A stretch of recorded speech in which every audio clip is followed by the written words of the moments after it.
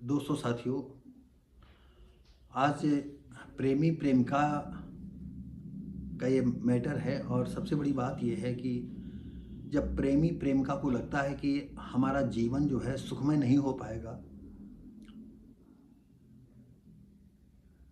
तो उनमें से वो चाहते हैं कि मर करके हम एक साथ में मिलें।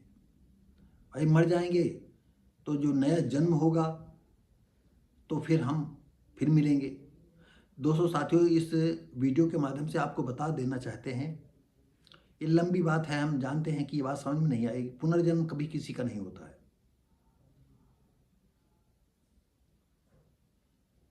कभी किसी का पुनर्जन्म नहीं होता है। लेकिन जो लोग इस को मानते हैं कि हमारा पुनर्जन्म होगा, वो माने अलग बात है। लेकिन हकीकत यह है कि पुनर्जन्म कभी नहीं होता।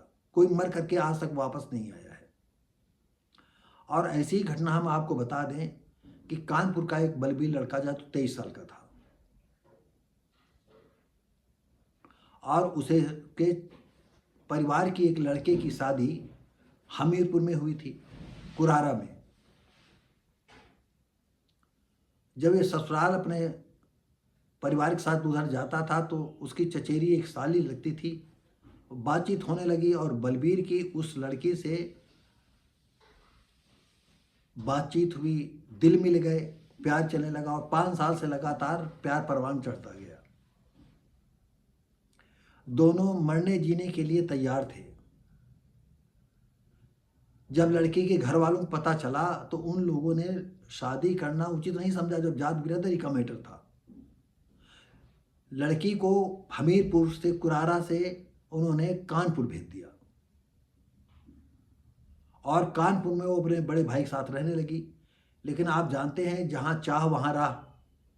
लड़की बराबर निरंतर अपने प्रेमी से बातचीत करती रही। लड़का जो है गुरुग्राम में नौकरी करता था, वहाँ से आता है। घर वाले लड़की के ये संतोष किए हुए थे कि लड़का बाहर है। लड़के बलबीर ने लड़की से बात की कि देखिए, हम आ रहे हैं कानपुर, क्योंकि हम भी कानपुर के रहने वाले हैं, और आप रात में 4 बजे के करीब घर से निकल करके फला जगह पर हमको मिलो और हम वहाँ से निकल चलेंगे। अब बलबीर मोटरसाइकिल से आता है। लड़की अपने स्थान पर मिलती है जहाँ स्थान का निश्चित था।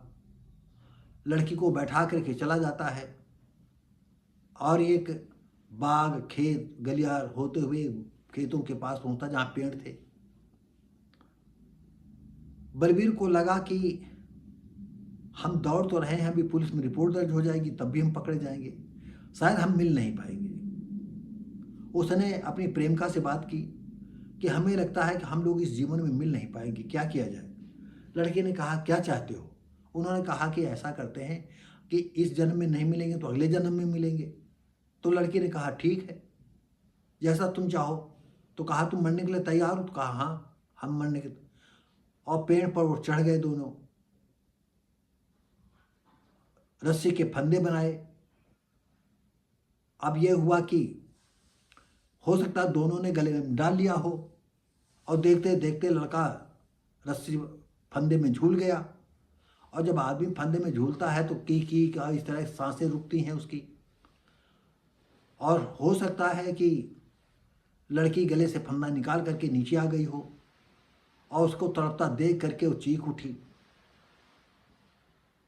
कुछ लोग उधर से गुजरे तो देखा कि एक आदमी जो है, एक लड़का जो है, लाश टंगी हुई है, मर चुका है, और वहाँ पर लड़की रो रही बैठे।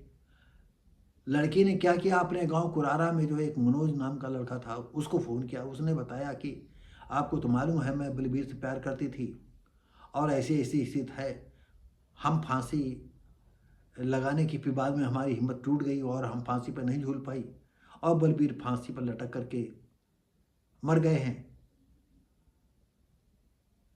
अब आइए देखिए कि ये मामला कितना भयानक निकला। तो दोस्तों साथियों, आइए हम थोड़ा सा और इसको विस्तृत जानते हैं। प्रेमी के शव फंदे में लटका मिला, प्रेमी का शव फंदे से लटका मिला, पास प्रेम का रोती मिली। कानपुर, प्रेमी बलबीर सिंह सन ऑफ राम सजीवन, माँ माया, चचेरा भाई सतवीर, मेमेरा भाई गोविंद और भतीजा दिनेश मौके पर पहुंचे। जब उनको सूचना मिली तो इतने लोग वहां पर पहुंच गए और देखा कि उनका जो बलबीर है वो 23 साल का वो लटका हुआ है। कानपुर नगर के रेउना थाना क्षेत्र के अजगरपुर का निवासी था। प्रेमिका हमीरपुर के कुरारा थाना क्षेत्र के गांव की रहने वाली थी। बलबीर के फुफेरे भाई सर्वेश की शादी कुरारा क्षेत्र में ही हुई थी, यानी लड़की के घर के पास। ऐसे स्थिति में फुफेरे भाई के साथ ससुराल जाने पर चचेरी साली ने प्यार हो गया और 5 साल से लगातार चलता रहा। लड़के के घर वालों को पता चला तो लड़की को उसके भाई के पास कानपुर कल्याणपुर भेज दिया। तो 200 साथियों, ये स्थितियां सबके घर की होती हैं।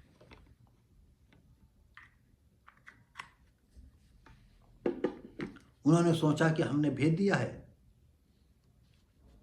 और मामला सब साफ हो जाएगा।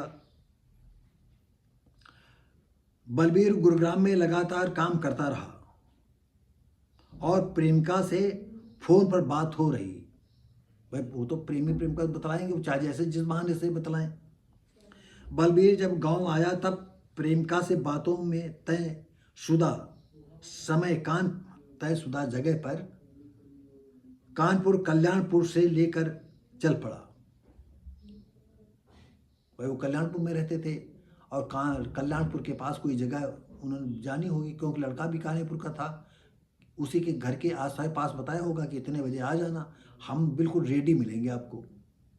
और ऐसे में प्रेम पर बहुत अलर्ट होते हैं, वो मिल भी जाते हैं। सुबह करीब कानपुर देहात गजनेर थाना के त्रिवेदीनपुरवा, एक त्रिवेदीनपुरवा गांव है, पुरवा के 5 बजे सुबह बाग में रुक गए।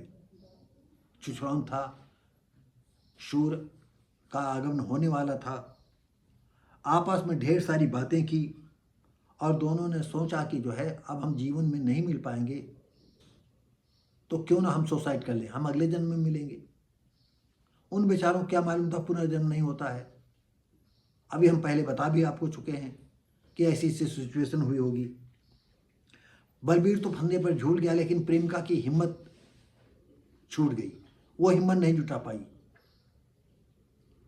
और अपने प्रेमी को फंदे पर लटकता देखती रही और दहाड़ मार करके रोने लगी।